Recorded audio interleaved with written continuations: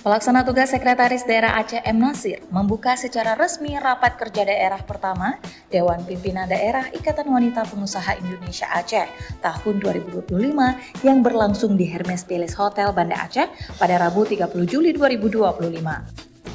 Dalam sambutannya, M. Nasir menyampaikan apresiasi mendalam kepada IWAPI Aceh atas terselenggaranya forum strategis ini.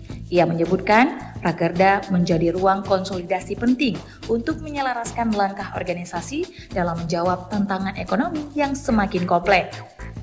Jika secara nasional, lebih dari 64% pelaku UMKM di Indonesia adalah perempuan dan mereka mendominasi sektor-sektor seperti kuliner, fashion, kerajinan tangan, dan digital marketing. Tren ini turut tercermin di Aceh, di mana proporsi pelaku UMKM perempuan bahkan mencapai sekitar 64,5%, melebihi jumlah pelaku laki-laki.